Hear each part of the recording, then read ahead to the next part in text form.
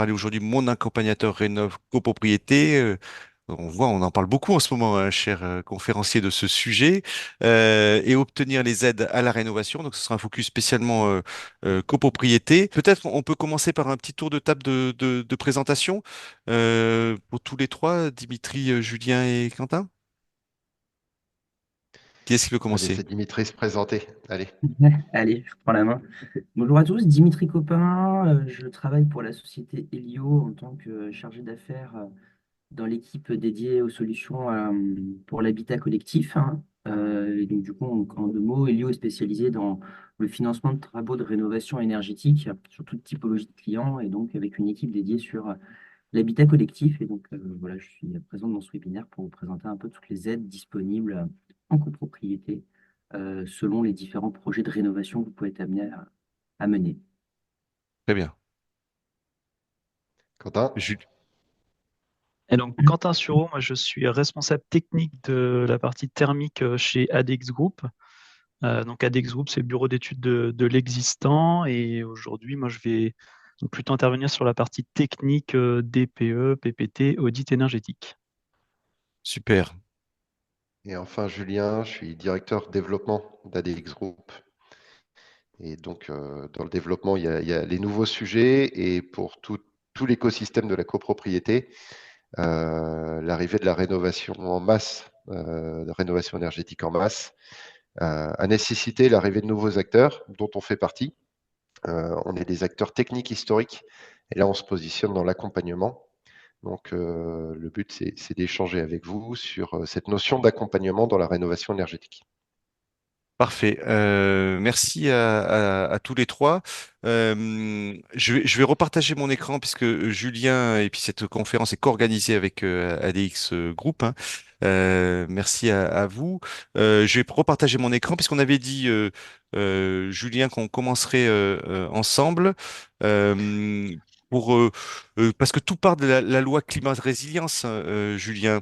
Et puis j'aimerais qu'on explique aussi au public pourquoi les temps sont si courts, hein, sur les mises en œuvre de ces nouvelles réglementations, parce qu'il y a des copropriétaires qui disent oui, mais il faut qu'on ait le temps de voter, il faut qu'on ait le temps de se prendre en charge de ces sujets.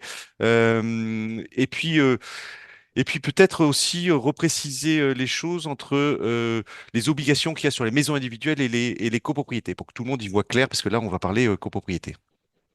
Tout à fait. Avant climat et résilience, donc oui, petite présentation d'ADX Group, hein, donc bureau d'études de l'existant, comme Quentin le disait tout à l'heure. Historiquement, on est tourné vers la sécurité, l'éthique, l'environnement, la sécurité, parce qu'on est une boîte qui fait aussi du repérage polluant. Donc l'accompagnement de nos clients dans la dépollution de leurs biens, amiante, plomb. L'éthique, parce qu'historiquement, on est une société qui est orientée vers le client particulier. Donc, on a toujours eu à cœur de rendre nos informations techniques les plus compréhensibles possibles.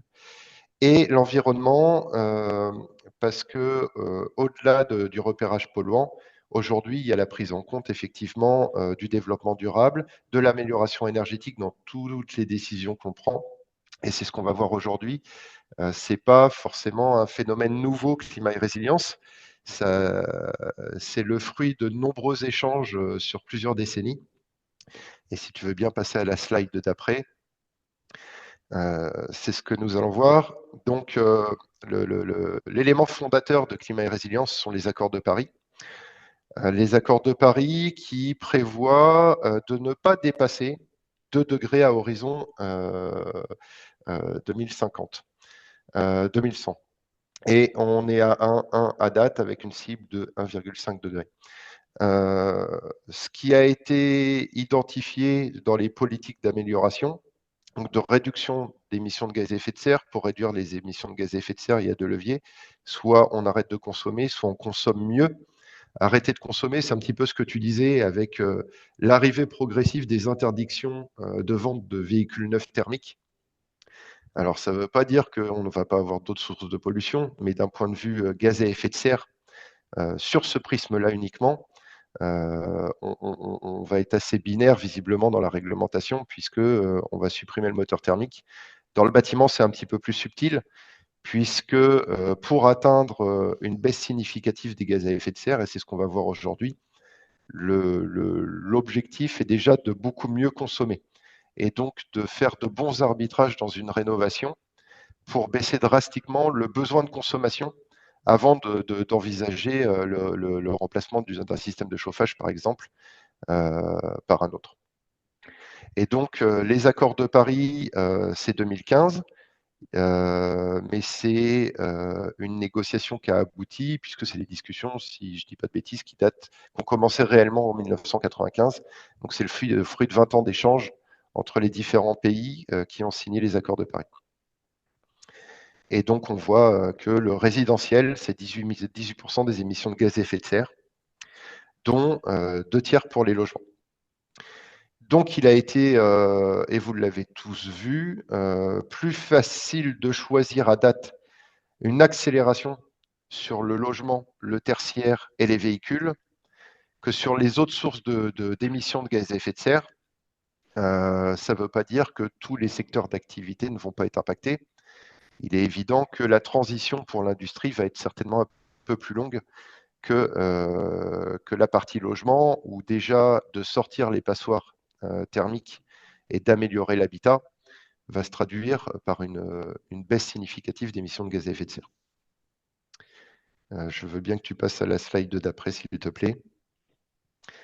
Donc, climat et résilience, c'est quoi? C'est un texte français qui date de 2021 et qui va cadrer dans le temps, en fait, différentes interdictions et différentes obligations.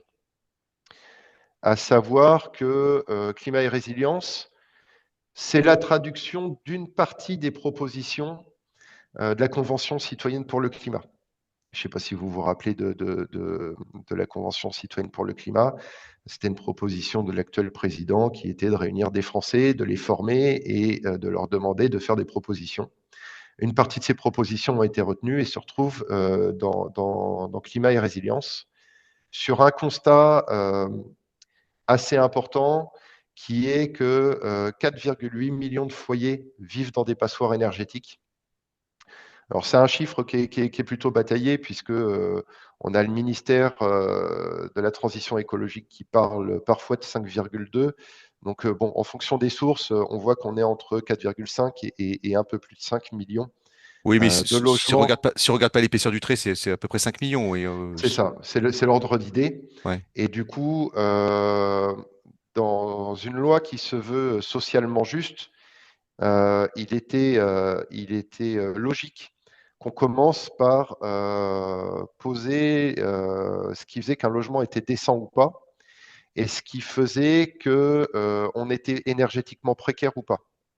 Et là, l'ordre d'idée, c'est 3,5 millions de ménages qui souffrent de précarité énergétique, c'est-à-dire qu'ils ne peuvent pas ou mal se chauffer, faute de moyens de le faire. Et bien souvent, il y a une corrélation directe avec la notion de passoire énergétique, c'est-à-dire que le logement consomme énormément pour avoir une température correcte et avec un inconfort continu. Donc, climat et résilience, c'est ça, c'est se dire qu'on va socialement accompagner des gens pour faciliter les travaux, alors qu'ils soient propriétaires ou locataires. Locataires, on va inciter les bailleurs à faire des travaux, et pour inciter les bailleurs à faire des travaux, c'est ce qu'on va voir juste après. Il y a les dispositifs dont on va parler aujourd'hui, qui sont des dispositifs de financement, mais pour accélérer le mouvement, il y a aussi des interdictions, et qui sont les interdictions de louer. Je pense que c'est la slide d'après, Xavier.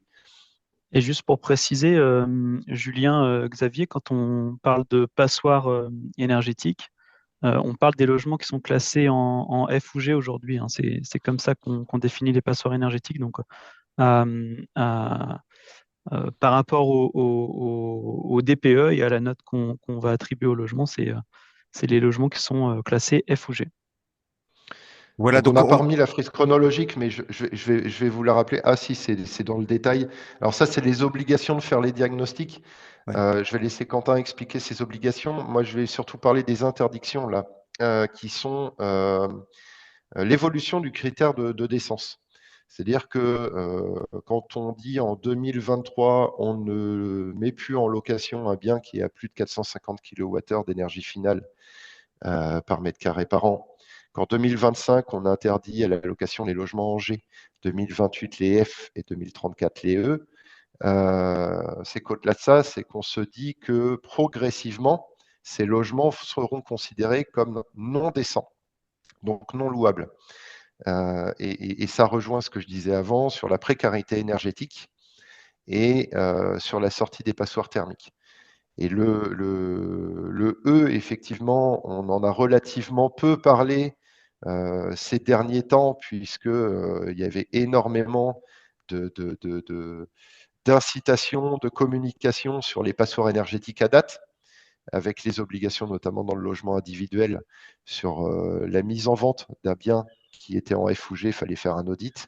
Mais il ne faut pas oublier le E. Le E, c'est peut-être à la marge un bouquet de travaux moins important ramené au lot, pour parler d'une copro. Par contre, ça va impacter beaucoup plus de copropriétés, puisqu'en proportion, EFG, on parle de 40-45% du parc français. Oui, donc il va y avoir Donc, du monde là qui va être concerné, ouais.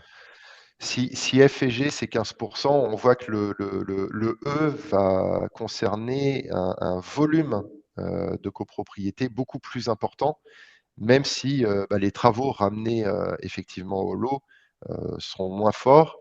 Mais ça dépendra au cas par cas des contraintes aussi au sein de la copropriété. Donc là, je pense que j'ai posé grosso modo le sujet Voilà, global. merci Et pour le puis, cadrage, j'ai ouais. laissé Quentin et Dimitri, qui sont les techniciens de l'étape, parler maintenant. Julien, donc on voit, merci pour ce cadrage. Cher public, je vous rappelle que vous pouvez poser vos questions dans le chat, on les prendra en fin de conférence. On a dit qu'on est ensemble à peu près pendant 1 heure et demie. Donc on voit qu'il y a un double geste à opérer, un geste d'efficacité, hein, c'est pour ça qu'on isole, c'est-à-dire que on a besoin de moins d'énergie pour maintenir un même niveau de température, et puis un geste de sobriété. Eh ben, il faut plus avoir une température chez soi de 21 degrés, mais avoir une température de 19 degrés. Donc en opérant ces deux gestes, Julien, je parle sous votre contrôle, ben, finalement, on arrive à diminuer fortement les consommations énergétiques. Euh, Alors, je confirme, et je pense que Quentin en reparlera tout à l'heure. Le retour d'expérience que l'on a aujourd'hui sur le sujet, effectivement, et on en reparlera dans nos échanges, c'est cet effet rebond où quand on va améliorer l'enveloppe, qu'on va améliorer le confort et baisser les consommations, il ne faut pas que la traduction soit on va compenser en chauffant plus parce que ça coûte moins cher. Et malheureusement, c'est un constat que l'on fait sur un certain nombre d'opérations. Et c'est pour ça qu'on va parler d'accompagnement aujourd'hui. L'accompagnement ne se limite pas à accompagner dans la réalisation des travaux, l'obtention des subventions, mais c'est aussi accompagner, à expliquer l'intérêt de ces travaux et pourquoi, dans le temps, il faut être vigilant, sinon on perd tout le bénéfice de ces travaux. Voilà, donc effectivement, il faut faire attention à cet effet rebond, c'est-à-dire pas redépenser. Ça peut être cet effet rebond sur d'autres choses, hein, c'est-à-dire que l'énergie, mais là on va pas parler politique, hein, l'énergie que je gagne ou j'économise et l'argent que j'économise sur le logement, je vais la redépenser en faisant des voyages en avion, hein. Donc ça c'est aussi une manière de calculer un effet rebond. Alors on va continuer. Juste Julien, il y a peut-être une chose qui a peut-être pas été précisée ou je l'ai mal entendu. Maison individuelle copro. Mon accompagnateur rénove ou c'est quoi la différence à la ligne de partage? Alors, le terme mon accompagnateur rénove est apparu effectivement au 1er janvier 2024 à destination du logement individuel, puisque sur les copropriétés, il y avait déjà l'obligation d'un assistant à maîtrise d'ouvrage. Alors pourquoi nous, on parle aujourd'hui de mon accompagnateur rénov? C'est parce qu'on fait les deux. Et on voit que finalement, ce qu'on attend d'un accompagnateur rénov dans le logement individuel, c'est excessivement proche, pour pas dire identique, à ce qui existait déjà dans la copropriété, à savoir qu'on choisit le bon bouquet de travaux, on monte bien le dossier pour que les subventions soient obtenues et on s'assure de la cohérence des travaux au regard du dossier que l'on a monté. Je le résume et Dimitri parlera beaucoup mieux que moi de tout ça, mais dans les grandes lignes, on voit bien qu'il y a une convergence sur l'accompagnement et c'était d'autant plus nécessaire que quand on veut massifier, on va laisser entrer, et c'est souhaitable, tout un tas de nouveaux acteurs dans la construction. Et c'est important qu'il y ait des gens pour accompagner aussi et aider des gens qui ne sont pas spécialistes à faire les bons arbitrages sans être influencés par des intérêts financiers, par exemple, sur de l'isolant, sur tel type d'isolant, sur tel type de système de chauffage. Nous, notre objectif, que ce soit Helio ou ADX, c'est de prendre de la hauteur et d'amener les copropriétés à faire les bons arbitrages dans leur intérêt et non pas dans l'intérêt d'un tiers qui a un intérêt financier à vendre tel ou tel produit. Voilà, ça c'est clarifié. Dimitri, alors pour continuer, j'aimerais savoir, vous qui êtes en contact aussi avec les copropriétaires, qui sont soumis à on a vu, hein, ces multiples réglementations, et puis on n'a pas listé les autres qui avaient hein, l'amiante, les autres diagnostics. Donc la question qu'on peut se poser, c'est est-ce qu'ils se disent, OK, avec la réglementation qu'il y a qui arrive, on fonce et on fait les travaux de rénovation, ou ils sont plutôt à freiner finalement, est-ce qu'ils profitent des aubaines, parce qu'il y a des aubaines aussi aujourd'hui, des aides financières pour accompagner hein, ces travaux, ou est-ce qu'ils attendent en se disant, ben, on va voir comment ça se passe? Oui, bah, effectivement, aujourd'hui, on se rend compte qu'il n'y a pas avec notre premier retour d'expérience, que ça va faire maintenant 2 ans bientôt qu'on travaille sur ce sujet et qu'on accompagne les copropriétés dans la mise en place de ces obligations et la définition de travaux de rénovation énergétique à l'échelle de la copro. Et en fait, on se rend compte qu'il y a pas de vérité générale parce que déjà, les copropriétés ne sont pas toutes les mêmes. Elles ne partent pas du même état initial, techniquement parlant, comme l'évoquait Julien en début de conversation, de conférence. Aujourd'hui, on a beaucoup parlé des F et des G qui sont les premières cibles. Il y a aussi une grande majorité des immeubles qui sont en E et qui sont en D et qui sont quand même soumis à cette obligation de projet de plan pluriannuel de travaux et de réalisation de DPE collectifs. Donc du coup, le, beaucoup de copropriétés lancent quand même ces diagnostics. On se rend compte qu'il y a pas mal de copropriétés qui anticipent sur les dates de mise en œuvre de ce projet de plan pluriannuel de travaux. Beaucoup de copros de moins de 50 lots qui ont déjà lancé les démarches ou qui ont déjà leur plan pluriannuel de travaux fait parce qu'ils voient ça comme un bon fil conducteur déjà pour connaître la performance énergétique du bâtiment à l'état initial par l'intermédiaire du DPE collectif. Comme ça, on sait d'où on part. On fait un état global, Quentin reviendra dessus techniquement, mais ça permet d'avoir une feuille de route sur les 10 prochaines années, savoir ce vers quoi on s'oriente. Et après, pour revenir à, à la vérité générale, c'est qu'en fait, chaque copropriété, déjà, c'est la somme de différents individus, donc c'est des processus de décision qui sont propres à chaque immeuble, à vrai dire. Il y a le vrai sujet, c'est de savoir d'où on part. C'est-à-dire qu'il y a des copropriétés qui savent qu'ils sont déjà en passoire énergétique parce que les gens ont bien conscience de la performance du bâtiment en étant soit propriétaire bailleur, soit propriétaire occupant des lieux. On a quand même en général une bonne notion de la performance énergétique avant de lancer ces diagnostics. Et il y a des copros qui voient ça comme une aubaine en envisageant des projets potentiellement ambitieux, en mutualisant différents postes de travaux pour aller chercher plus d'aide, parce que c'est vrai qu'aujourd'hui, le gouvernement a mis l'accent fortement sur des projets de rénovation d'ampleur et ce qu'on appelle la rénovation globale à l'échelle de la copropriété. Cette notion de rénovation globale, c'est mettre en œuvre un bouquet de travaux qui permet d'atteindre un certain palier en économie d'énergie. Donc, notre premier retour d'expérience, c'est qu'il y a quand même un grand nombre de copropriétés qui voient cette obligation plutôt comme une aubaine et comme un élément déclencheur pour envisager de faire quelque chose de pertinent. Et donc, Ouais. du coup, la pertinence peut se faire par soit envisager un projet de rénovation globale et très ambitieux, soit uniquement se cantonner à des gestes par gestes pour améliorer progressivement la performance énergétique et l'entretien du bâtiment, parce que le projet de plan pluriannuel de travaux ne s'attache pas uniquement à la performance énergétique. Encore une fois, je pense que Quentin reviendra dessus. Et, euh, et du coup, en fonction de là où on part, on définit le projet le plus cohérent par rapport à la réalité du bâti, mais également à la composition de la copropriété, puisque c'est une somme d'individus et toutes les copros, je ne sais pas si, j'imagine que dans les personnes participant à la conférence et écoutant, il doit y avoir pas mal de personnes qui vivent en copropriété, et on sait bien que la vie de chaque copro est différente d'un immeuble à l'autre en fonction des ententes de chacun. au- et on, on- des éléments passés, quoi. on va y revenir. Alors, donc, du coup, ce qu'on peut retenir, effectivement, c'est plutôt positif, c'est-à-dire que les copropriétaires sont plutôt anticipés, hein, ce que j'en entends sur les obligations, dans l'objectif de faire les travaux et sûrement aussi d'y voir clair. Et puis, on sait que les aides aujourd'hui, elles sont assez fortes, hein. Alors, on peut se poser la question si ça va continuer. Alors, peut-être continuons à dérouler cette présentation pour le public avec vous, Quentin.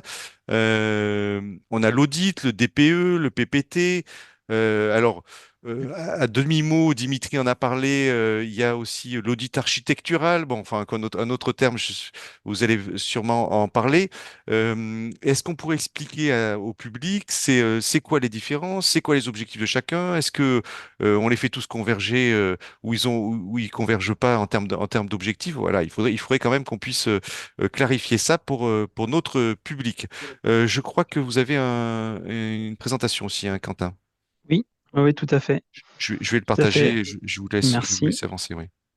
Donc effectivement, l'idée quand même, enfin ce qu'on remarque aujourd'hui, c'est qu'il y a un vrai lien entre le DPE, le PPT, l'audit énergétique. Comme vous le disiez, Xavier, on a des objectifs qui sont communs, qui sont bah, d'informer dans un premier temps les copropriétaires, les occupants. Donc ça va plutôt être le rôle du DPE sur la partie énergétique et le rôle du PPT qui fonctionnera plutôt, lui, comme une synthèse de la partie architecturale du bâtiment et du fonctionnement de la copropriété, et puis qui va reprendre aussi les éléments énergétiques qui auront été établis dans le DPE ou dans l'audit énergétique. On a aussi le sujet d'identifier les opportunités d'amélioration. C'est vraiment le sujet de la conférence aussi d'aujourd'hui. C'est comment améliorer ma copropriété d'un point de vue énergétique, mais aussi architectural. Dimitri commençait à en parler. Dans le PPT, on a un volet architectural aussi qui est pris en compte et on ne parle pas que de travaux d'amélioration énergétique. Bah, garantir la conformité réglementaire, évidemment, puisque Julien a avancé le sujet, mais on a des obligations concernant le DPE et le PPT. On va les retrouver là sur cette slide, qui vont concerner dans un premier temps les copropriétés de 200 lots. Donc, on y est déjà, hein, obligation au 1er janvier pour 2023 pour le PPT et 2024 pour le DPE. Et puis après, tous les ans, on a une tranche de copro qui vient se rajouter entre 51 et 200 lots. Et puis l'année prochaine, à partir de, enfin, les propriétés en dessous de 50 lots. À noter aussi, alors, on parle de copropriété aujourd'hui, mais il y a les bâtiments en monopropriété qui sont soumis aux mêmes obligations que les copros de plus de 200 lots, c'est-à-dire DPE collectif qui est obligatoire depuis le 1er janvier 2024 et le PPT depuis le 1er janvier 2023. Je ne sais pas si on a des personnes aujourd'hui qui suivent la conférence qui sont monopropriétaires de bâtiments collectifs, mais ils sont soumis aux mêmes obligations. Et puis le dernier point, le dernier objectif qui est important dans cette phase d'étude. Donc, quand on parle de phase d'étude, hein, c'est bien une phase qui vient intervenir en amont des travaux. L'idée, c'est vraiment de planifier toute une série de travaux en cohérence avec la copropriété, bien entendu les copropriétaires, et puis les différents objectifs qu'on va pouvoir se fixer aussi bien dans l'audit énergétique que dans le PPT. Alors là, je crois qu'on va Si, voir par si je peux me détail, permettre oui. juste d'intervenir, Xavier, pour rebondir sur tout ce que vient de dire Quentin. J'ai vu dans les commentaires, oui, c'est obligatoire, mais on risque pas de pénalité. Et je trouve que c'est important de se le dire maintenant parce que ça va rejoindre tout ce qui va être dit aujourd'hui. Alors à date, il n'y a pas de pénalité. Mais peu importe. Ce qu'on constate aujourd'hui, et il suffit de regarder le marché de l'immobilier pour voir qu'il n'y a pas un acquéreur qui va acheter aujourd'hui sans avoir envie de savoir ce qu'il achète. que quand on est propriétaire bailleur, eh bien, il va y avoir des interdictions de louer.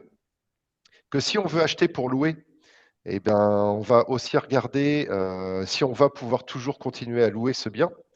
Et donc, il y a tout un tas d'intervenants dans l'écosystème immobilier qui vont être extrêmement vigilants à ces enjeux de performance.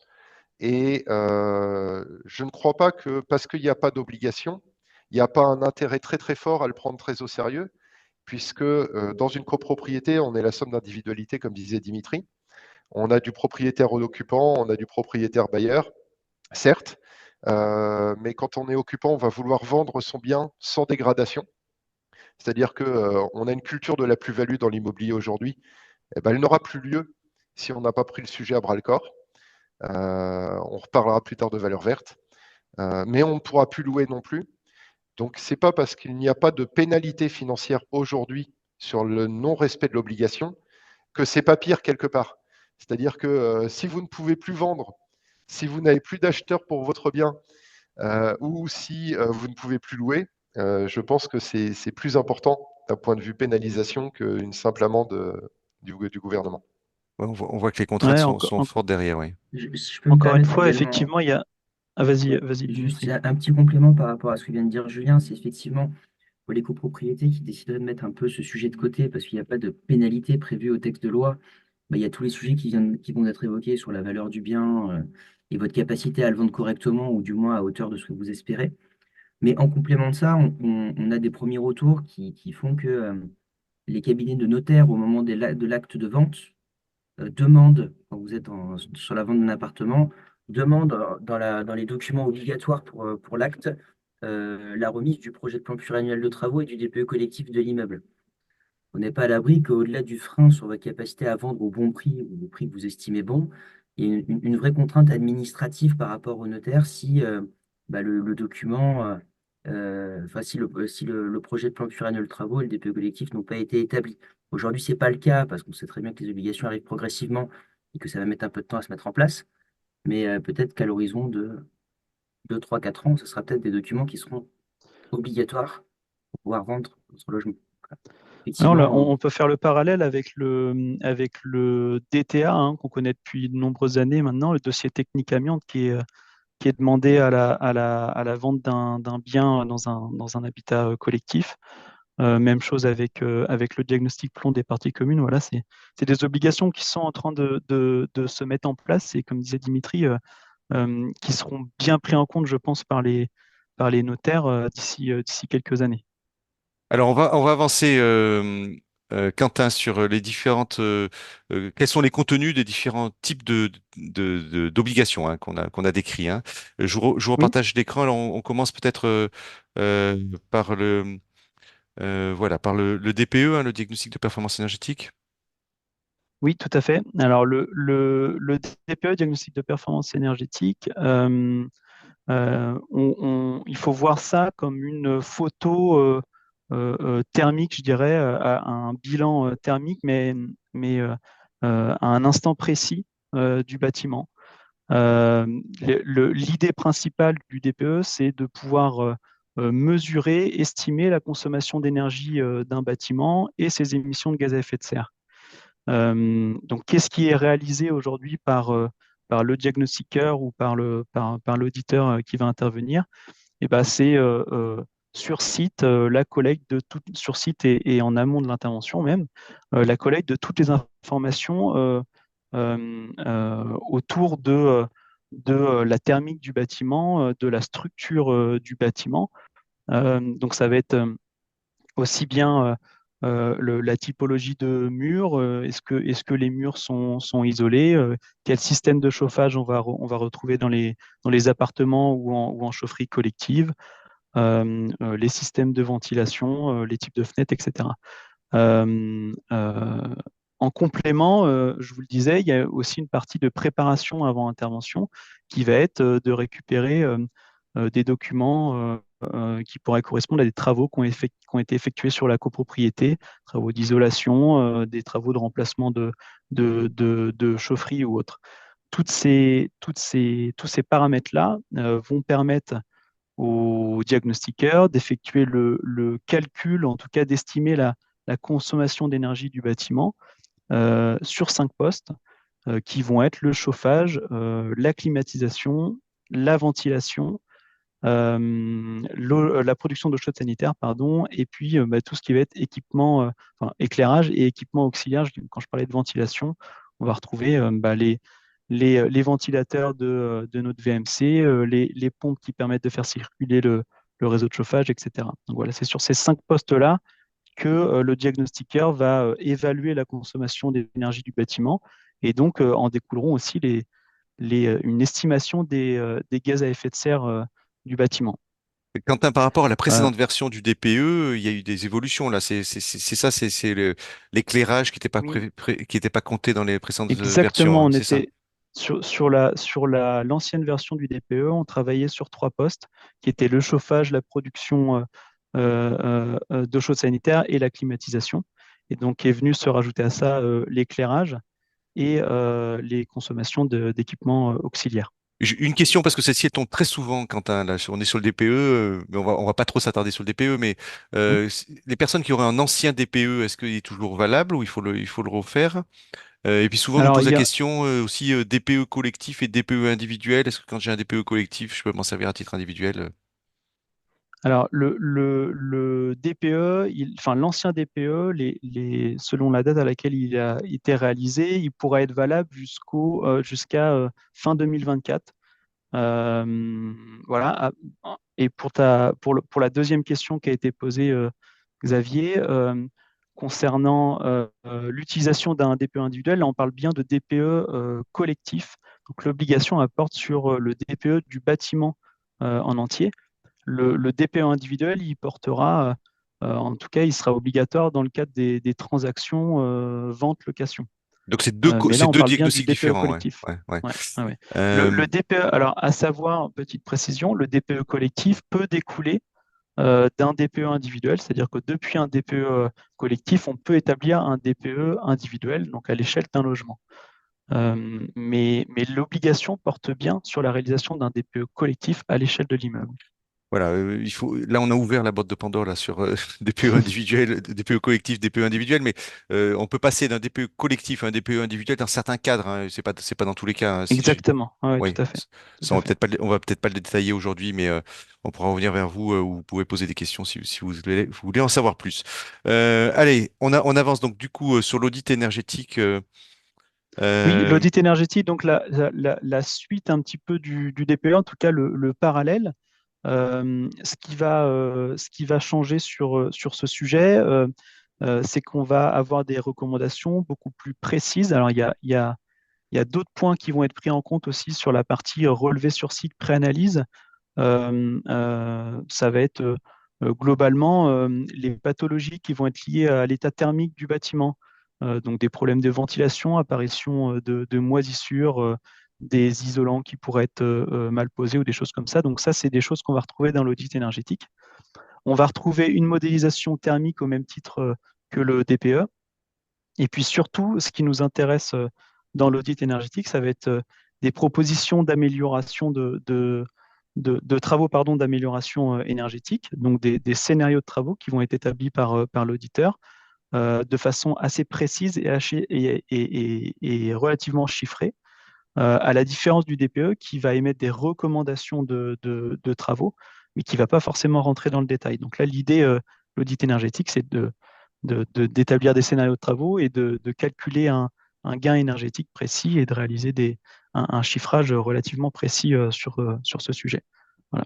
Mais comme le DPE, on aura une modélisation thermique du bâtiment qui va permettre d'estimer la consommation du bâtiment et ses émissions de gaz à effet de serre. alors souvent on a des questions là sur les méthodes de calcul, THCEX, 3CL, DPE. Oui, Est-ce que c'est les mêmes méthodes de calcul aujourd'hui, audit énergétique et DPE? alors, il y a une convergence effectivement sur les méthodes de calcul DPE, audit énergétique récemment. En fin d'année dernière, euh, un décret a été publié indiquant que la méthode 3CL pouvait être utilisée. Je raccourcis hein, parce que c'est peut-être un peu plus complexe que ça, Mais en tout cas, aujourd'hui, la méthode 3CL est la méthode de prédilection pour réaliser l'audit énergétique. Et c'est celle qui sera valable pour aller récupérer les aides. C'est un peu le sujet d'aujourd'hui, hein, mais c'est pour aller récupérer les aides à la rénovation énergétique. Donc c'est d'une façon assez logique, en fait, hein, de pouvoir l'idée, c'est de pouvoir dresser un état du bâtiment avant de démarrer les travaux, donc via le DPE, de réaliser des préconisations de travaux, des estimations de gains énergétiques via l'audit énergétique, toujours sur la même méthode du DPE, et d'avoir une idée de où est-ce que se trouvera la copro, le bâtiment, après les travaux de rénovation, toujours via le prisme de la note énergétique qui est liée au DPE.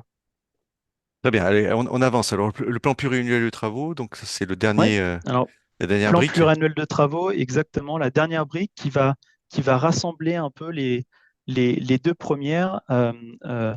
L'idée principale du plan pluriannuel de travaux, PPT, ou alors 3PT, euh, euh, c'est de euh, proposer euh, un étalement des travaux sur la copropriété sur une durée de 10 ans. Euh, Aussi bien, je vous le disais au tout début, des travaux aussi bien sur la partie énergétique, mais aussi sur un volet architectural, mise en conformité. Voilà, ce qu'on va regarder dans le PPT, ça va être aussi la conformité du bâtiment d'un point de vue sécurité incendie, risques liés à l'amiante, au plomb, voilà, ce genre de sujets-là qui vont devoir être traités dans le plan pluriannuel de travaux et donc qui seront, s'il y a des travaux engagés pour améliorer la sécurité, par exemple, ou le bilan thermique du bâtiment, ces travaux-là seront détaillés sur un plan d'investissement, je dirais, qui sera détaillé sur 10 ans. Je crois, là, on n'avait pas préparé ça, hein, Quentin, mais je crois qu'il y a deux voies pour faire le plan pluriannuel de travaux. Une voie qui est de dire on fait un DTG, et puis une autre voie qui est de dire on fait un audit architectural et un DPO collectif. Est-ce qu'on est bien d'accord là-dessus? Alors, l'audit architectural, il s'apparente au DTG en fait Ouais. aujourd'hui. Le DTG porte effectivement sur l'architecture du bâtiment. Et dans le PPT, on va venir ajouter la partie conformité. Mais audit architectural et DTG, on va retrouver sensiblement la même chose. Voilà, donc ça, c'est une grosse partie. Finalement, ce qu'on peut voir, c'est la grosse différence avec l'audit énergétique, c'est effectivement la partie architecturale, c'est l'état des lieux complet du bâtiment.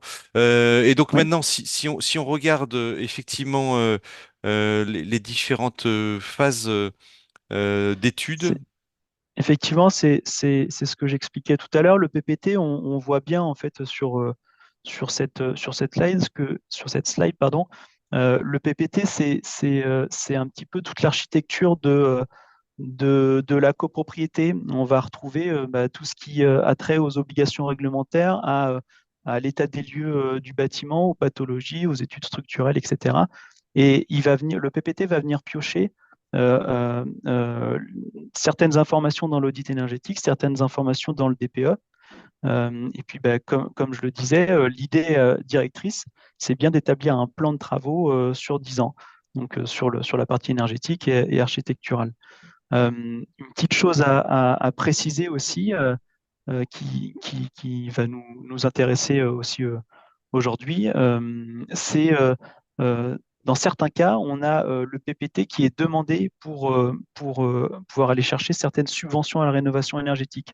L'audit énergétique, dans 99% des cas, il sera demandé pour aller chercher les subventions à la rénovation énergétique. On pense à ma prime rénov copropriété, par exemple. Le PPT, il va pouvoir être demandé aussi pour certaines subventions régionales.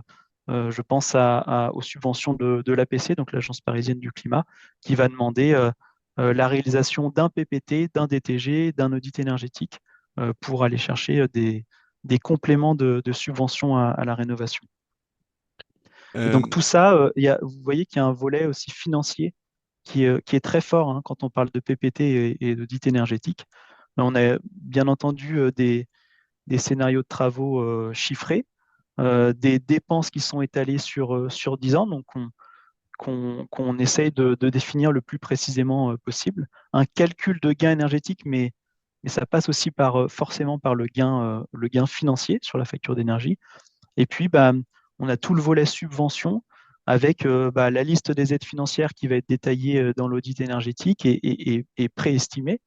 Et dernier point, et je laisserai la parole Xavier, il y a aussi un sujet sur ces prestations qui peuvent être subventionnées parfois par des aides locales ou des aides nationales. Je repense encore une fois là, à l'aide de l'Agence parisienne du climat qui va financer une partie ou même la totalité parfois du PPT, de l'audit énergétique qui sera réalisé à l'échelle de la copropriété.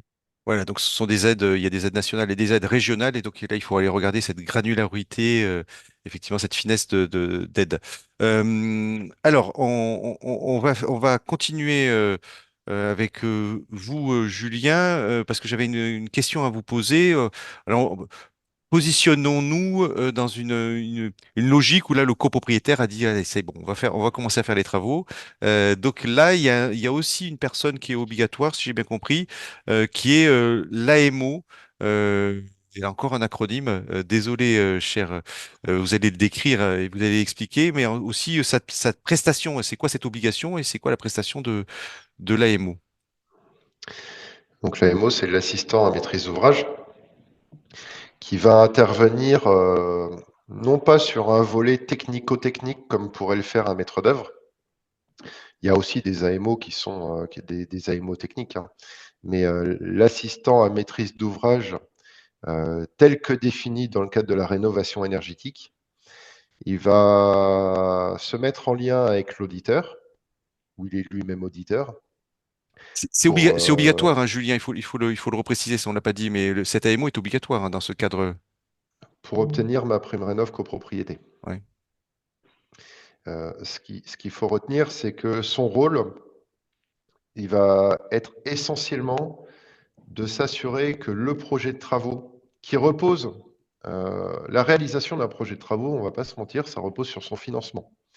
C'est-à-dire que l'intérêt de l'audit, et il y a d'autres prestations qui viennent derrière l'audit, qui sont l'ingénierie financière notamment, ça va être de calculer le reste à charge final pour chaque copropriétaire pour s'assurer qu'il y a une soutenabilité financière au projet. C'est-à-dire que si les copropriétaires votent le projet, c'est qu'ils savent qu'ils en ont les moyens.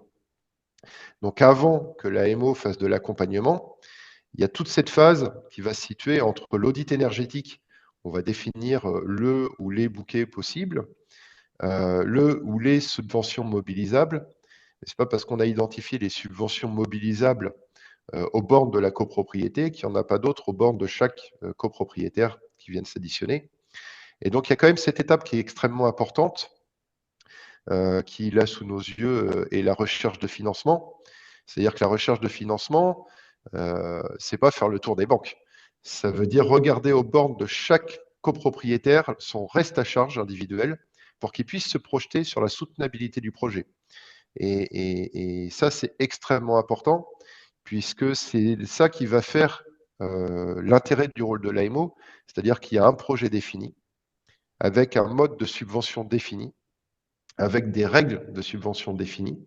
Le rôle de l'AMO, ça va être de s'assurer que le projet va respecter ces critères-là pour que, à la fin des fins, à l'issue des travaux, les subventions soient bien celles qui étaient prévues, puisqu'on parle encore de soutenabilité financière. Si tout repose en termes d'équilibre financier sur l'obtention de subventions, il est évident que l'objectif principal, c'est bien de les avoir.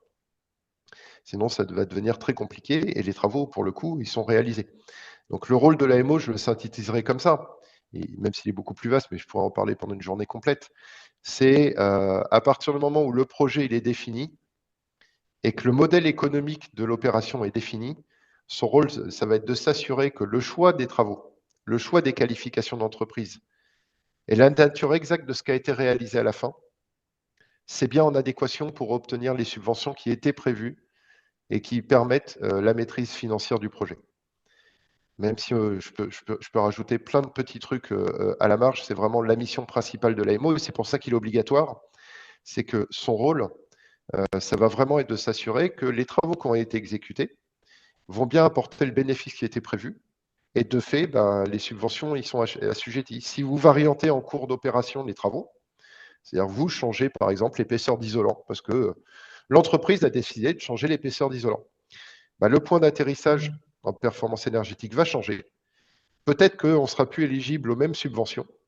Et peut-être qu'il faut tout reprendre depuis le début, parce que ben, le projet qui a été réalisé n'est pas le projet qui était prévu et subventionné. Donc, c'est excessivement lourd de conséquences, et c'est pour ça que c'est un rôle excessivement important, c'est de s'assurer de cette conformité-là. Ça n'a rien à voir avec le rôle d'un maître d'œuvre, qui lui va s'assurer du respect des règles de l'art, de la bonne exécution sur chantier des travaux, de la bonne réalisation de la mise en œuvre. Là, ce n'est pas le rôle de l'AMO. Le rôle de l'AMO, c'est de s'assurer que ce qui était prévu, c'est bien ce qui était réalisé.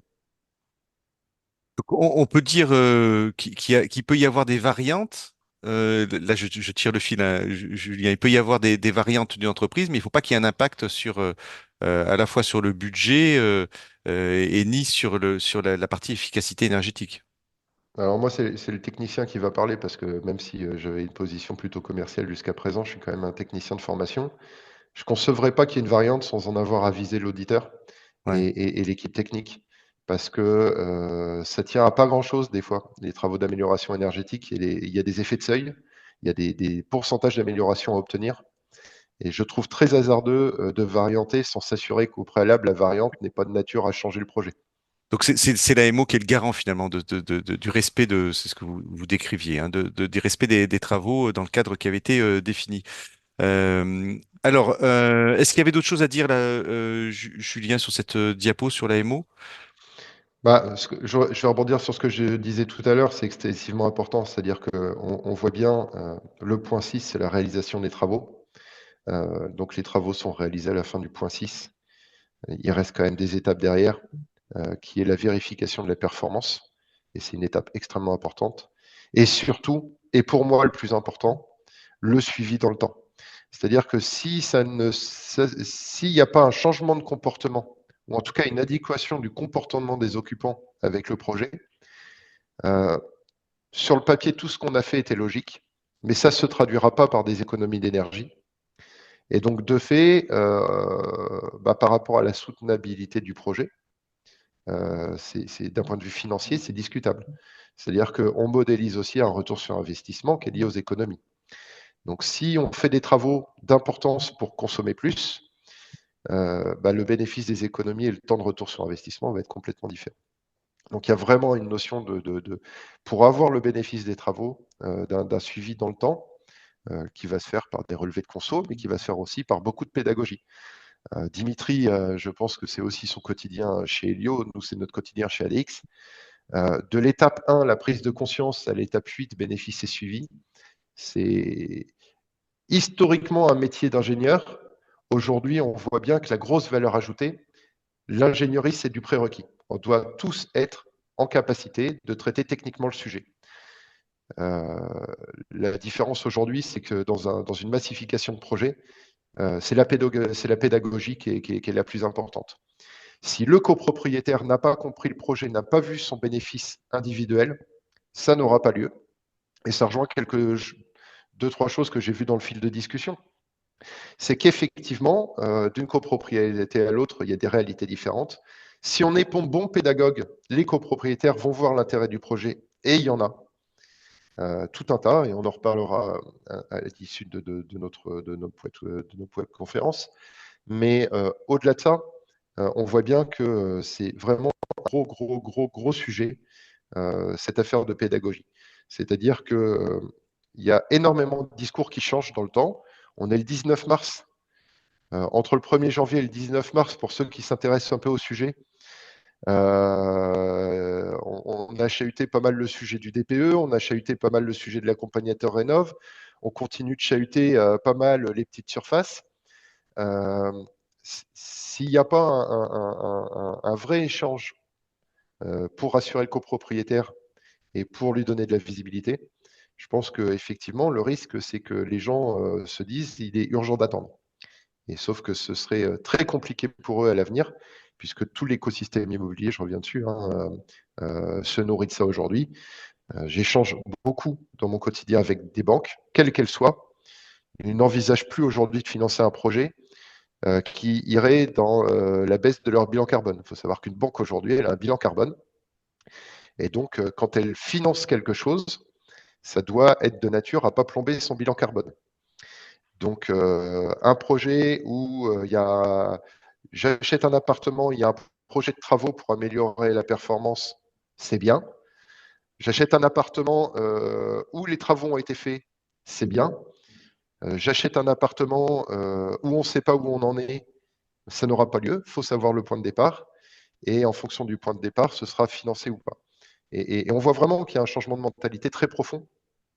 Et le rôle de l'AMO, c'est évidemment d'accompagner et d'échanger, d'expliquer, de dédramatiser aussi.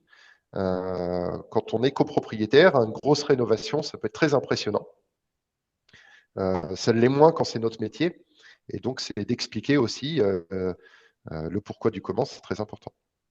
Alors, on va continuer. Là, il y a plein de questions qui tombent là sur mon accompagnateur rénov. Peut-être je vous laisse regarder aussi Quentin. Il faudra répondre sur les questions audit architectural ou DTG. Bon, on va y revenir après. Je propose qu'on aille jusqu'au bout puisque Julien a commencé à tirer le fil de l'AMO. On voit que à quel point c'est important là, Dimitri, la partie financement et des financements. Euh, sans quoi rien ne se fait aujourd'hui. Et donc, on a deux méthodes de rénovation. On a le geste par geste ou la rénovation globale. Je crois que c'est ce qu'on avait prévu. Je vais mettre la diapo. Je crois que c'est ce qu'on avait prévu pour présenter et expliquer à nos auditeurs ce qui est la différence en termes de conséquences sur les aides et sur les financements. Oui, Tout à fait. Vous m'entendez bien? Parce que c'est parfait. j'ai eu un petit saut d'Internet pendant l'intervention de Quentin. Pour C'est bon là, c'est bon pour nous. vérifier que tout revenait.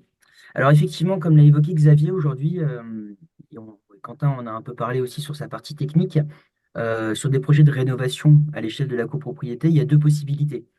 C'est soit vous allez, entre guillemets, vous cantonner à votre obligation réglementaire, ce qui peut être très bien, en fonction de votre état initial et de la réalité de votre copropriété et du bâtiment, et du coup dresser ce projet de plan pluriannuel de travaux qui est construit par l'intermédiaire de cet audit architectural et ou du DTG, et avec une notion de performance énergétique à minima par le DPE ou l'audit, et du coup de comment dire, suivre ce plan de travaux échelonné sur les 10 prochaines années en isolant les actions que vous allez entreprendre.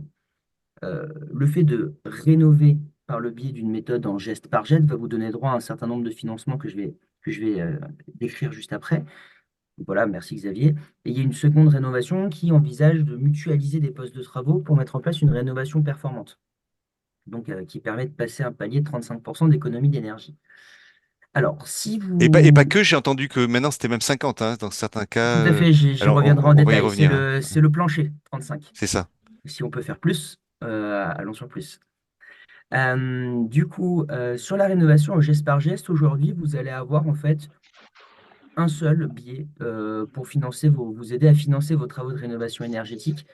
Alors, en dehors des prêts bancaires, hein, vous pouvez toujours vous adresser à une banque pour des prêts, mais sur la rénovation énergétique à proprement parler, il y a le dispositif des certificats d'économie d'énergie.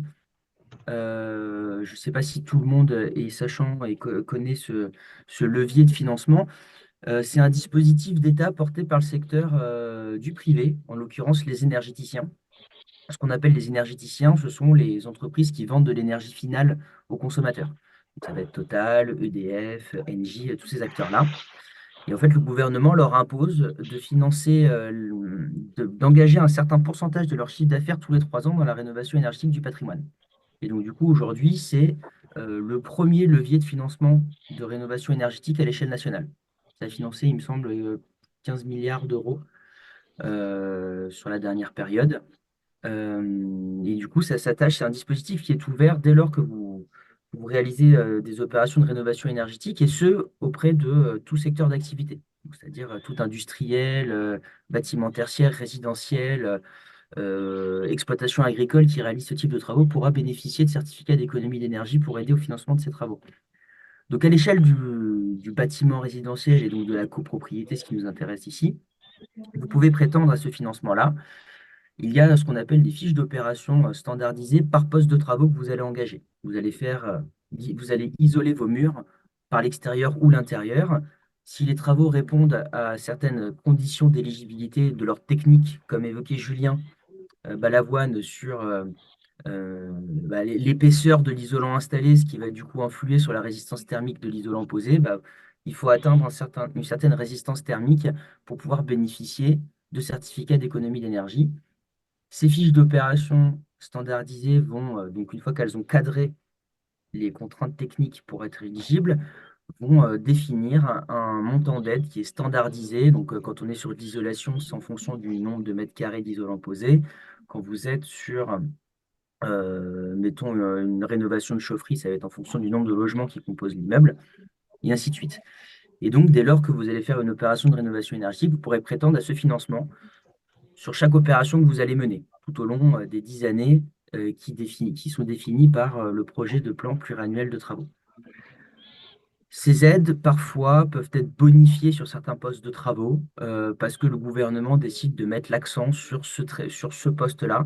Donc, il y a quelques années, on avait eu une forte bonification sur les postes d'isolation. Donc, c'est-à-dire que l'isolation, par exemple, du plafond des caves ou des parkings était fortement financée, idem pour les combles. Aujourd'hui, le parc résidentiel a été énormément travaillé sur ces sujets-là et le gouvernement a estimé qu'on avait suffisamment rénové sur ce biais-là. Ils ont mis l'accent sur d'autres postes de travaux et donc du coup avec des bonifications.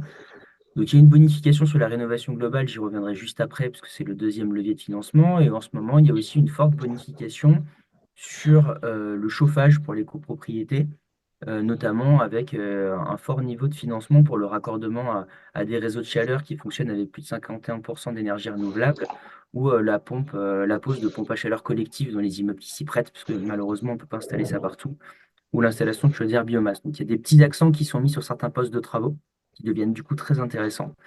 Mais le gros sujet aujourd'hui, c'est le financement sur des projets de rénovation globale. Alors du coup, Xavier, je veux bien que tu Alors, passes on là. y va juste. J'avais une petite question peut-être Oui, bien sur sûr. les certificats d'économie d'énergie. Si on le cale dans un cadre de plan pluriannuel de travaux, et par exemple, s'il y a un poste que je prévois de faire dans 7 ans ou 8 ans, Hum. est-ce que je peux sécuriser mes C2E certificats d'économie d'énergie en amont ou non, il faudra qu'au Non, moment où je vais faire le, les travaux, que je revoie les C2E auxquels j'ai droit?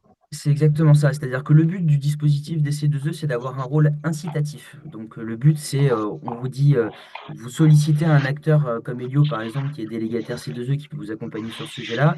Nous avons un projet d'isolation des murs par l'extérieur. Il est prévu d'isoler 1500 mètres carrés.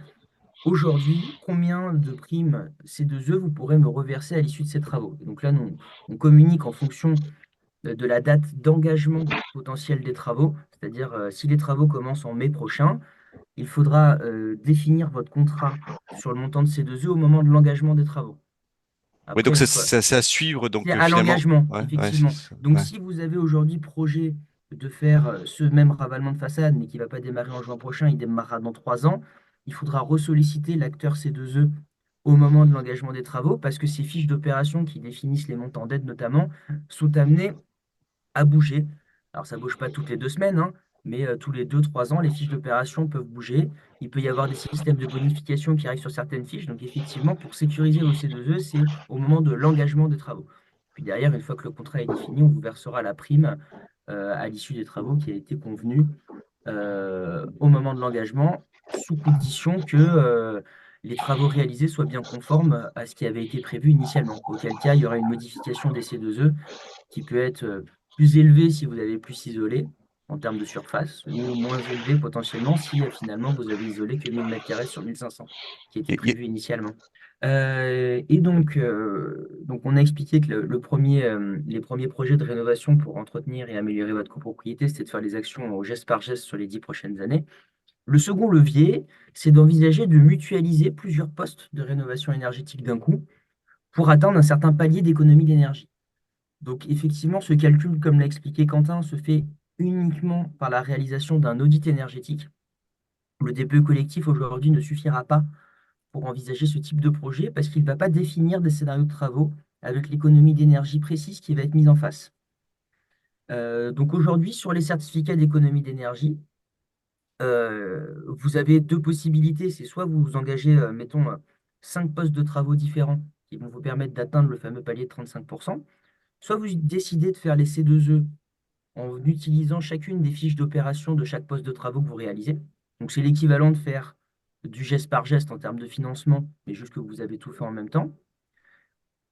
Ou il y a la possibilité d'utiliser une fiche d'opération particulière qui s'appelle la barre TH145 et qui consiste à accompagner des projets de rénovation globale d'un bâtiment résidentiel collectif. Et en ce moment, cette fiche d'opération bénéficie d'un coup de pouce. Comme je l'expliquais sur la slide d'avant, c'est des systèmes de bonification pour mettre l'accent sur certaines typologies de travaux. Donc, quel est l'objectif? Quels sont les objectifs à atteindre pour pouvoir bénéficier de cette fiche d'opération? Bah, du coup, c'est de réaliser un projet de rénovation énergétique qui permettra de passer à minima le palier de 35% d'économie d'énergie. Il y a des conditions d'éligibilité qui sont un peu rehaussées parce qu'elles bénéficient d'une opération coup de pouce. Il y a notamment l'obligation de faire appel à des professionnels uniquement RGE, donc c'est une certification reconnue garant de l'environnement pour réaliser les travaux. Il y a la nécessité de faire passer des bureaux de contrôle pour vérifier l'état initial du bâtiment. Il y a quelques contraintes supplémentaires, mais qui sont tout à fait réalisables dans le cadre de la mission de l'AMO, et c'est son rôle de vous accompagner sur ces sujets-là.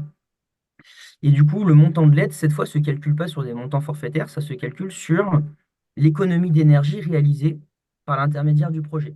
Donc, comme l'évitait Xavier, le palier, c'est à 35, et si on fait un projet de rénovation énergétique qui permet de faire 55% d'économie d'énergie, votre montant de C2E sera d'autant plus important que vous faites une économie d'énergie conséquente. Et en général, pour vous donner un comparatif par rapport à la rénovation au geste par geste, si on cumulait les fiches d'opération pour chacun des gestes réalisés et le montant d'aide globale face au calcul par l'intermédiaire de cette fiche d'opération de rénovation globale, en général, ça permet de tripler, voire quadrupler sur certains projets le montant de la prime C2E.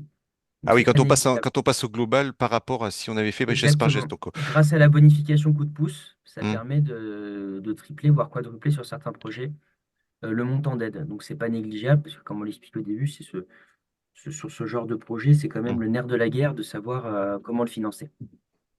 Et Alors, si je peux rajouter, Dimitri, alors je l'ai vu passer dans le chat, mais effectivement, il y a aussi des nouveaux barèmes pour ma prime rénov copropriété. C'est Et le donc à slide partir de d'après. 50. Ah bah pardon, Je descends le slide excuse-moi. d'après. allez, c'est Bah, la nouvelle diapo, c'est Bon, sur le diapo.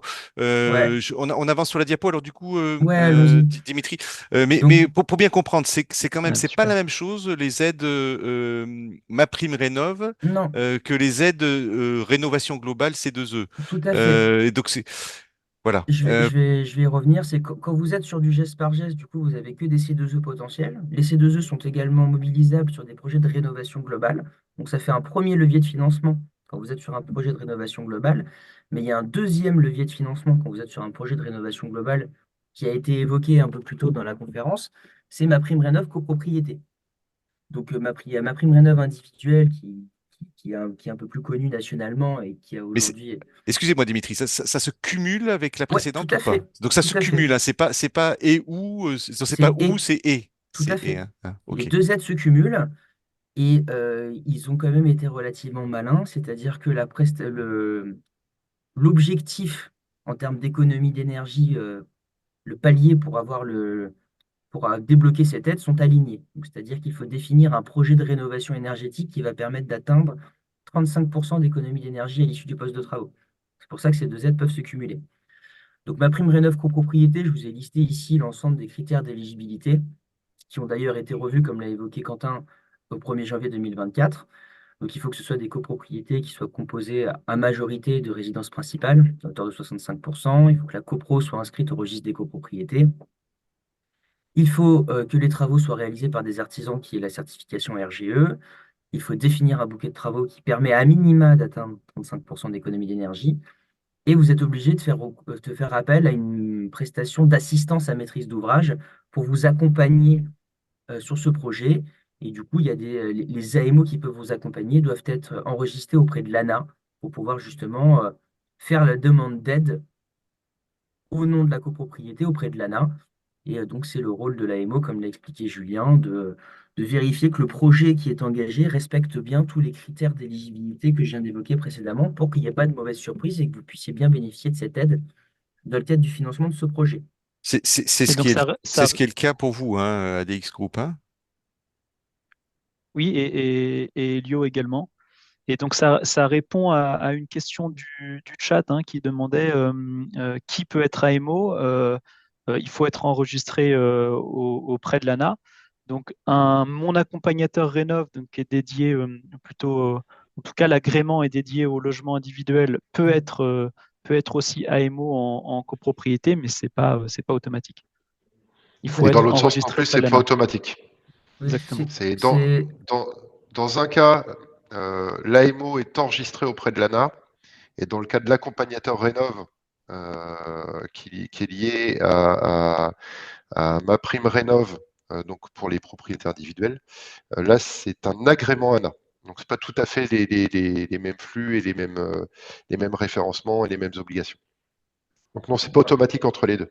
Non, non, c'est vraiment deux prestations différentes, mais pour autant, une même société peut être en capacité de faire les deux, donc d'être AMO copro, donc enregistré auprès de l'ANA pour monter des dossiers de ma prime Rénov copropriété, et en même temps avoir l'agrément, mon accompagnateur Rénov, qui est également délivré par l'ANA, mais pour pouvoir cette fois accompagner sur les projets de rénovation pour les maisons individuelles. Ce qui va vraiment différencier les deux, c'est le bénéficiaire des travaux. Est-ce qu'on est sur une copro ou est-ce qu'on est sur une maison individuelle ou un appartement au Et sein donc d'une copropriété? ouais, exactement, Dimitri. Et donc, enfin, sujet aussi là-dessus, ça sera d'autant plus intéressant pour vous, copropriétaires, de choisir un AMO qui est également mon accompagnateur rénov, puisqu'il pourra vous aider et sur le volet ma prime rénov copropriété et sur le volet ma prime rénov logement individuel. C'est-à-dire qu'on pourra cumuler aussi les aides en cas de rénovation d'un appartement en copropriété. On pourra avoir les aides et ma prime rénov individuelle et ma prime rénov copropriété. Oui, parce que dans un cas, c'est la MO, de l'autre cas, c'est mon D'accord. accompagnateur Rénov, hein, c'est ça? Exactement, tout à Exactement. fait. Euh, Je peux bah, vous ça, redemander ça de c'est remettre la bien clair. slide? Merci d'avoir reprécisé ça hein, Voilà. à tous les deux et tous les trois, parce que c'est pas un sujet simple, hein. Je peux juste Euh, vous demander de remettre la slide, bien Xavier, sûr, si bien vous pouvez sûr. juste rapidement, après je sais qu'il faut peut-être accélérer un peu pour qu'on ait le temps de faire les questions. Je vous garde juste 2 minutes, parce que c'est quand même pas négligeable. Quel est le montant de l'aide? Parce qu'au-delà des critères d'éligibilité, c'est combien ça va financer. Ma prime rénov va financer 30% du montant global des travaux hors taxes si le projet de rénovation énergétique permet de passer le palier des 35%. Comme l'a évoqué Quentin et Xavier, si vous êtes sur un projet d'économie d'énergie qui dépasse 50% d'économie d'énergie, ma prime rénov va financer 45% du montant global des travaux hors taxes.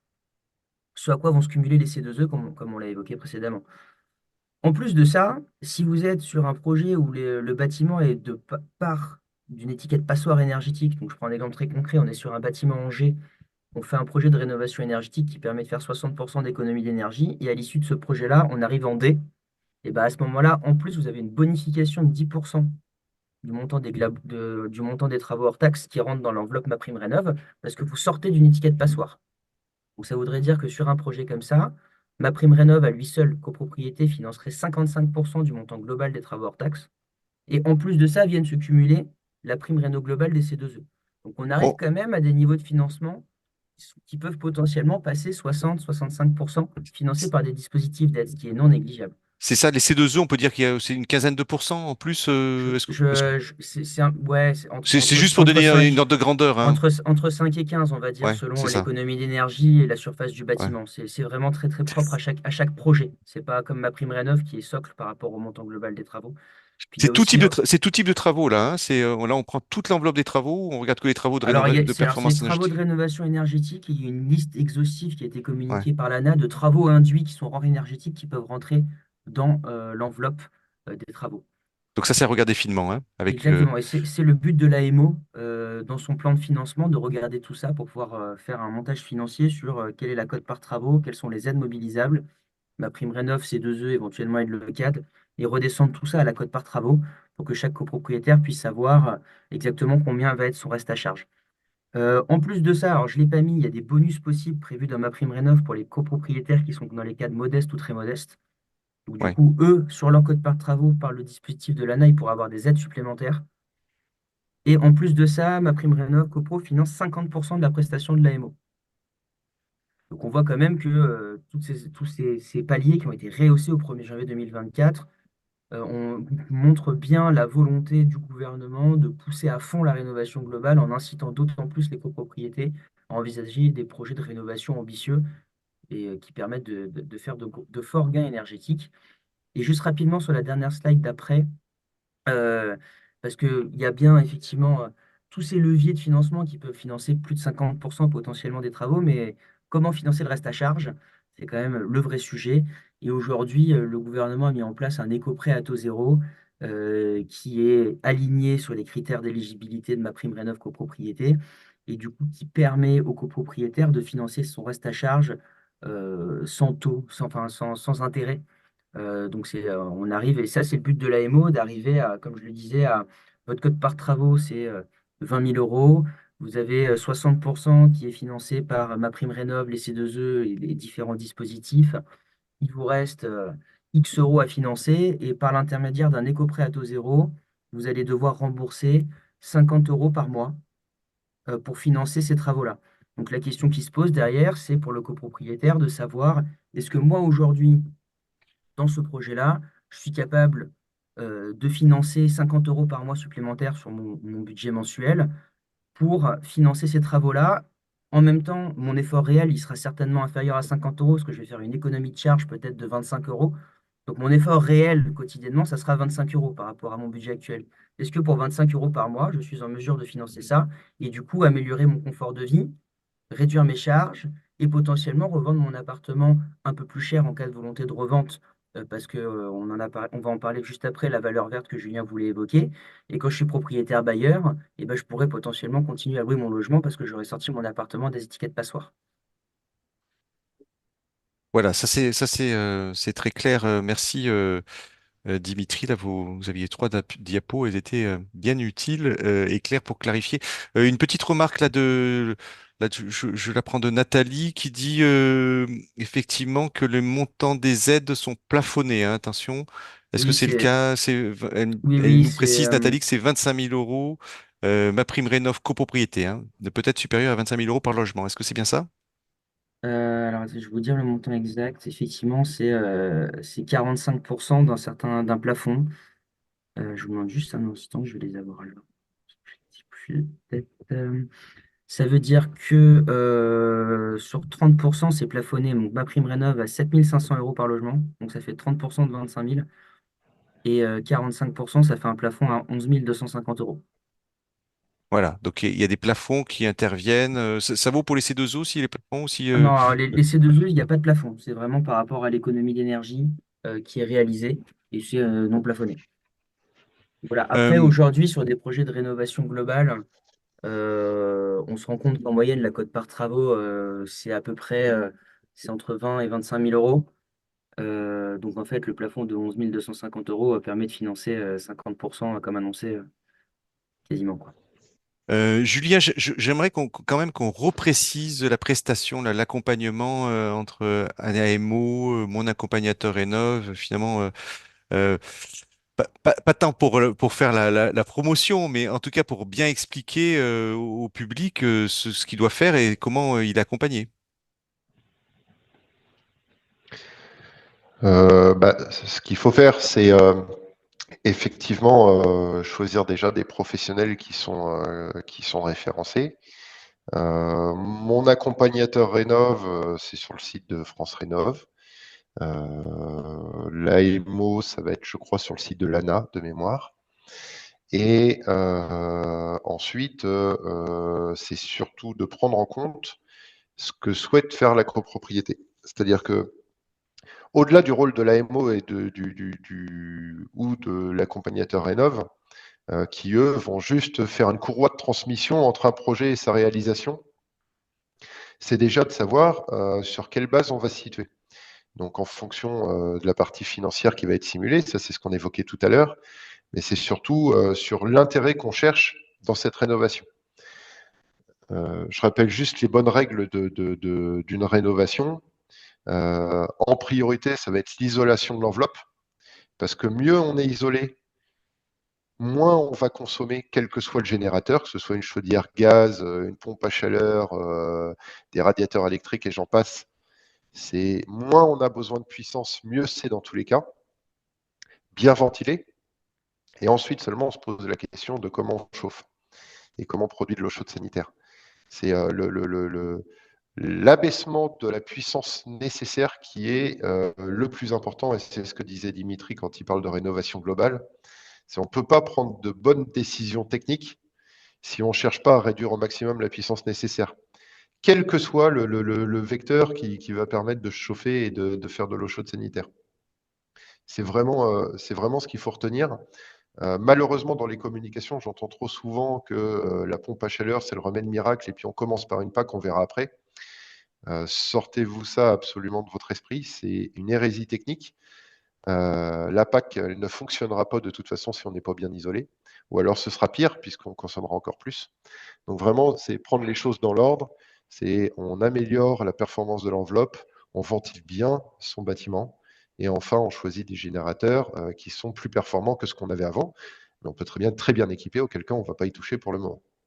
Voilà, ça c'est clair, oui, au moins. Ce que je voulais repréciser par rapport aussi à ce que disait Dimitri, c'est qu'on a parlé de travaux de rénovation énergétique.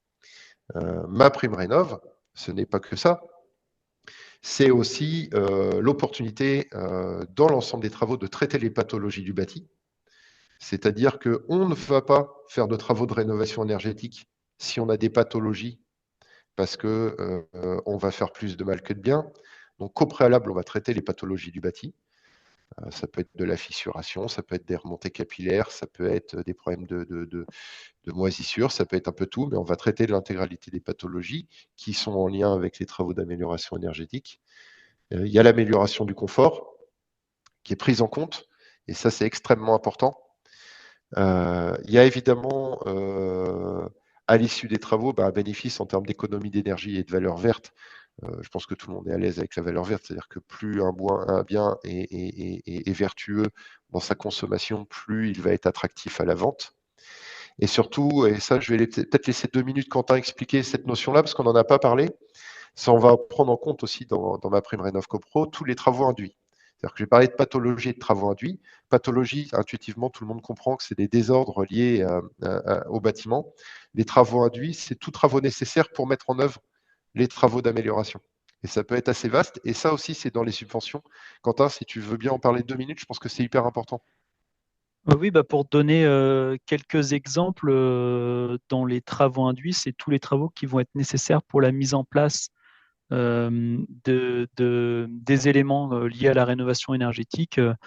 Ça va être typiquement les protections mécaniques sur les isolants. Voilà, j'ai pas forcément d'autres exemples en tête, mais effectivement, ça, c'est une partie qui pourrait être prise aussi en compte dans ma prime rénov. Et, euh, et juste pour revenir sur ce que tu disais, Julien, c'est toute l'intelligence du PPT hein, d'ordonnancer correctement les travaux et donc de prendre en compte toutes les pathologies qui auront pu être relevées lors de la phase étude et donc de prévoir avant de faire une UTE, par exemple, de réparer les problèmes structurels, toutes les fissures qui pourront être enfin, qu'on aura pu déceler en façade. Et c'est vraiment là toute l'intelligence du PPT, c'est de planifier correctement et intelligemment ces travaux de rénovation en intégrant, bien entendu, la rénovation énergétique. Alors, sur la voie, là, je vois des questions là, qui passent sur audit architectural ou PPT, là, parce que j'ai ouvert ce sujet-là. Je rappelle, hein, l'ARC en avait bien parlé sur une conférence. Alors, je reprends, il y a deux voies où on fait un DTG, hein, et donc pour avoir un PPT, où on a un deuxième schéma qui est je fais un audit architectural plus un DPE collectif. Moi, ce que C'est j'avais ça. retenu, que c'était que dans cette deuxième voie, c'est ce que préconisait l'ARC, c'était plutôt adapté aux petites copropriétés et que les grosses copropriétés, donc toutes celles qui étaient au-dessus d'une dizaine de lots, elles allaient plutôt directement sur le PPT. parce que c'était plus efficient. Est-ce que vous avez peut-être des Ah, commentaires là-dessus, puis, Quentin ou moi, j'ai quand même un commentaire, mais je vais laisser Dimitri et Quentin me contredire si j'ai pas bien compris la réglementation. Mais dans tous les cas, quelle que soit la taille des copropriétés, il y aura besoin de projeter les travaux sur 10 ans. il y a le Et PPT donc, obligatoire, hein, quoi qu'il en soit. on s'exonérera pas de toute façon de cet exercice-là. DTG, quand même, je vais repréciser, c'est diagnostic technique global. Je trouve dommage qu'on parle de diagnostic sur le D. Moi, j'aurais bien vu un dossier technique global qui regroupait tous les éléments techniques liés au bâti. Ça aurait été beaucoup plus lisible. Mais dans l'idée, c'est ça.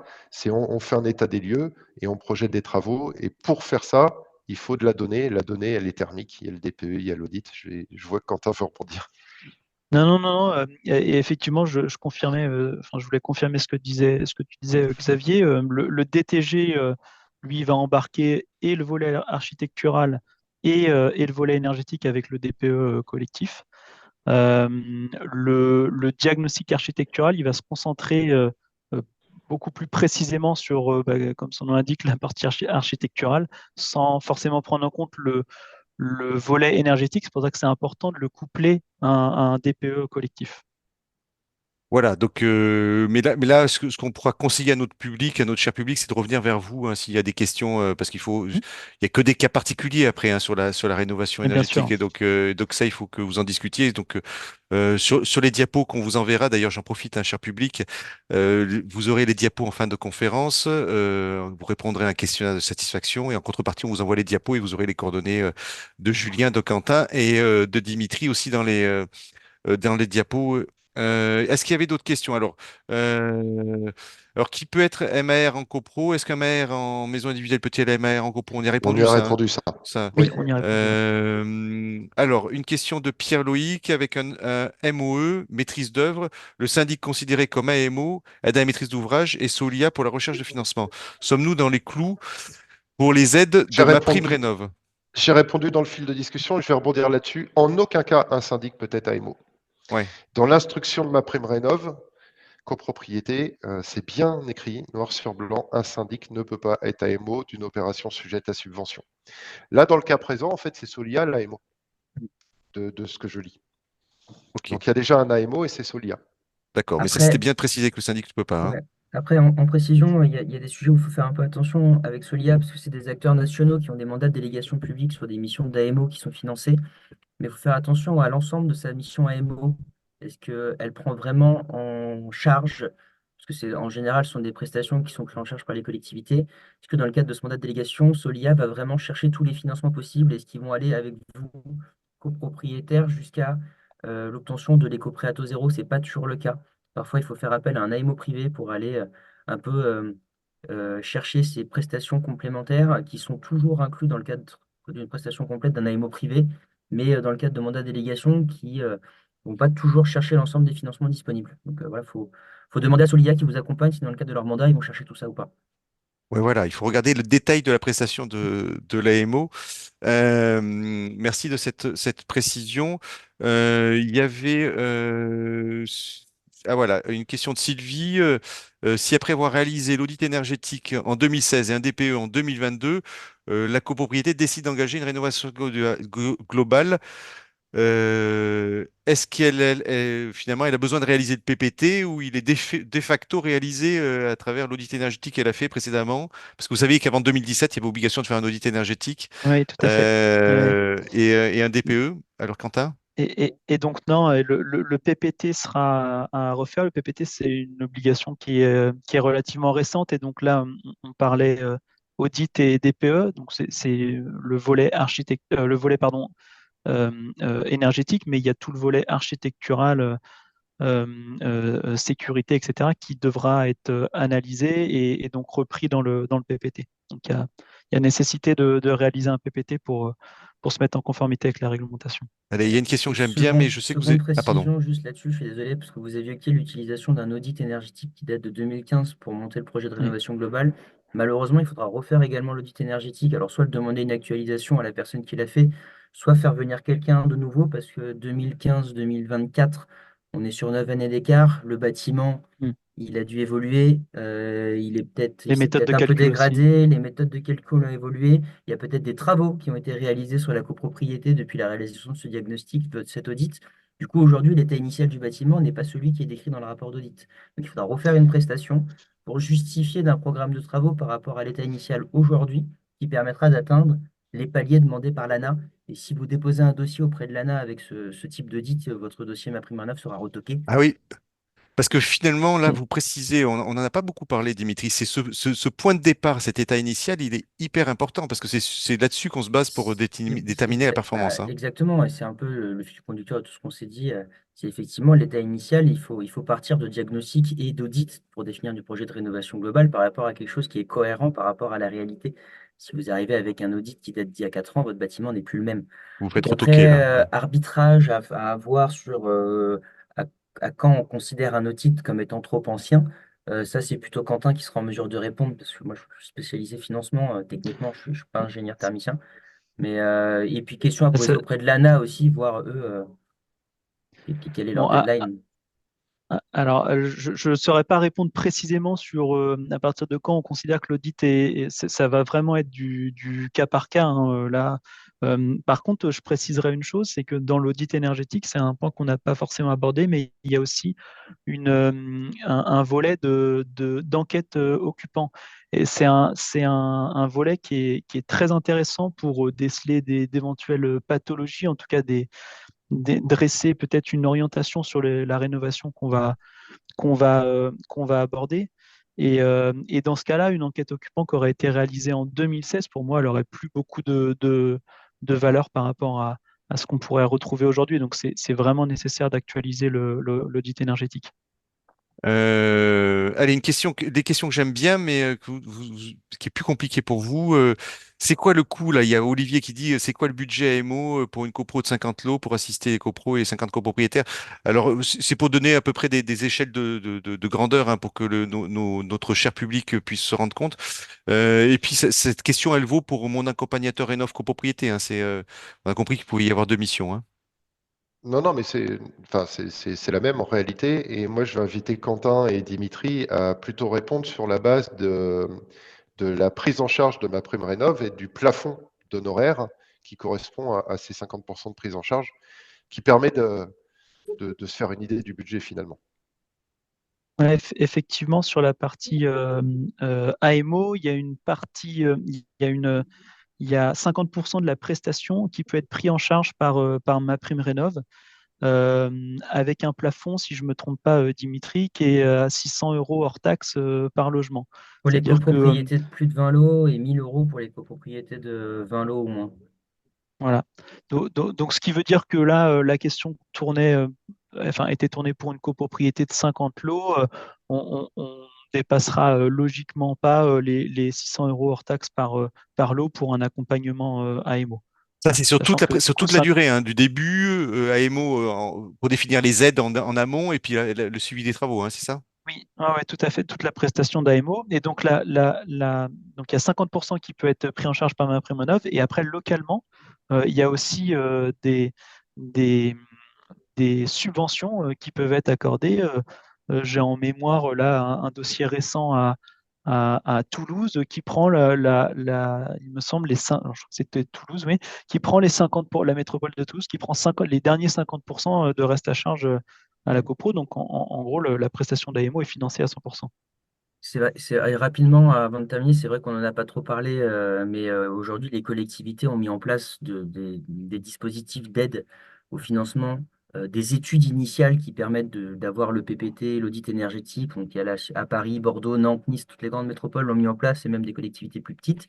Et une fois que cette première étape est faite, on a défini le programme de travaux, il y a des aides complémentaires qui peuvent être accordées également au moment du projet à proprement parler sur le financement de l'AMO, sur le financement d'une partie de la maîtrise d'œuvre et parfois même sur des financements complémentaires sur le montant des travaux.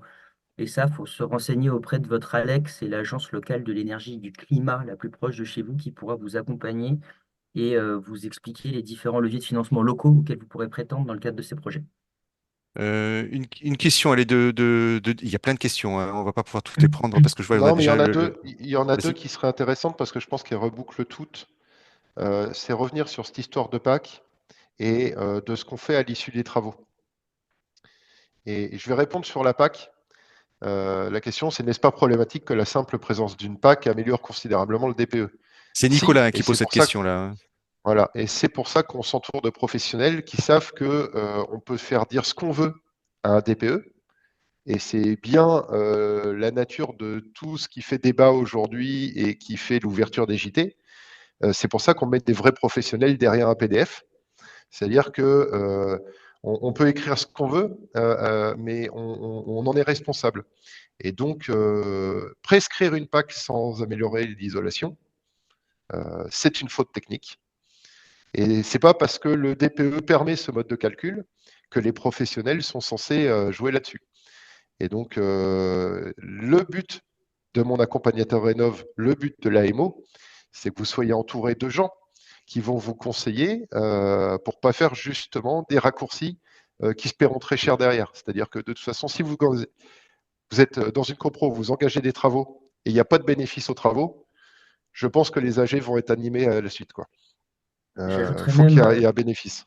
ouais, j'ajouterais même sur la partie copropriété, parce que c'est pas obligatoire pour la maison individuelle, mais en copro, vous allez toujours être accompagné par un maître d'œuvre dans le cadre de ce type de projet.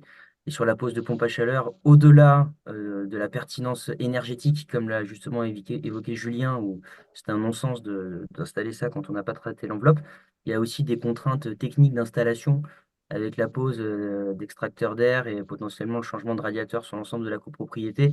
Et le maître d'œuvre va aussi expliquer à la copropriété que techniquement, c'est soit pas faisable, soit que des travaux induits vont être pharaoniques et ça va faire exploser le budget du Oui. projet. Oui, bah, alors en copropriété, hein, moi, accompagnateur rénov copropriété, on est un peu moins concerné par la pompe à chaleur quand même, me semble-t-il, hein. C'est plus complexe Oh, si, il y en techniquement. a. Ça peut. Si, Ça ouais. peut. Non, non, il y en a, il y en a. Ah ok, alors je disais une bêtise, excusez-moi alors. Il y avait Allez, on prend une dernière question. Bah, je prendrai les deux Allez, dernières et je laisserai l'ALEC à Dimitri. d'accord. Est-ce qu'on fait un diagnostic à la fin des travaux? DPE, oui, bien sûr. C'est dommage de faire des travaux et pas de mettre en valeur l'amélioration pour la loc, pour la vente, enfin, c'est pas à l'échelle de l'opération. Et oui, bien sûr, remettez à jour le DPE. Ça vous donnera le nouveau point de départ et ça permettra de valoriser les travaux que vous avez faits. Et pour le plan pluriannuel de travaux, eh ben, si vous avez fait des travaux dans le cadre de ce plan pluriannuel de travaux, soit vous choisissez de le mettre à jour et de repartir pour 10 ans, soit vous actez les travaux réalisés et ce sera mis à jour. De toute façon, c'est valable 10 ans, un projet de plan pluriannuel. Quand vous soumet, une fois que vous l'avez voté, il est valable 10 ans. Donc, de toute façon, vous le remettrez à jour tôt ou tard. Et là, c'est un choix de se redonner 10 ans de visibilité ou pas. Mais le DPE, bien sûr, valoriser les travaux que vous avez faits. Alors, et dernière question, alors la différence entre Alec et France Rénov? Alors, ouais, France Rénov, c'est le réseau national qui définit toutes les aides à l'échelle de la copro, à l'échelle du particulier, à l'échelle des sites tertiaires. Et en fait, le réseau France Rénov se repose sur les ALEC, qui sont les agences locales de l'énergie et du climat, et qui du coup sont le point de relais pour les particuliers et les copropriétés proche de chez vous pour les solliciter parce qu'ils sont du coup les ALEC sont sachants sur les programmes de financement nationaux, mais également comme je l'évoquais sur les programmes de financement locaux. Donc du coup vous aurez vraiment toutes les informations en sollicitant votre ALEC. Les Voilà, il faut aller. conseillers ALEC qui travaillent et qui sont en fait des conseillers France Rénov', hein, Oui. Ah, on a perdu Dimitri qui va revenir. Alors peut-être Julien, on avait dit, on peut faire le petit mot de la conclusion sur cette conférence, même si on a dépassé, excusez-nous, cher public, mais il y avait tellement de questions qu'on était obligé de les traiter. Qu'est-ce qu'on peut dire, Julien, en guise de conclusion? Qu'aujourd'hui, il n'y a pas tellement de bonnes raisons de ne pas faire de travaux d'amélioration, notamment au regard des moyens mis en œuvre.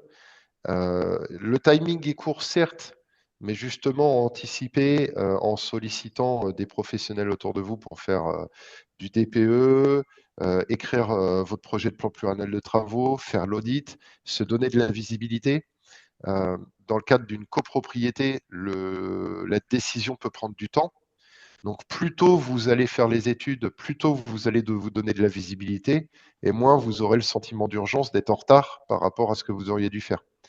Et cette notion de timing, elle est là. C'est plus tôt vous savez ce qui serait nécessaire de faire, plus ça permet d'engager la discussion, puisque la copropriété, elle a cet avantage et cet inconvénient. L'avantage, c'est une belle démocratie où tout le monde a son mot à dire.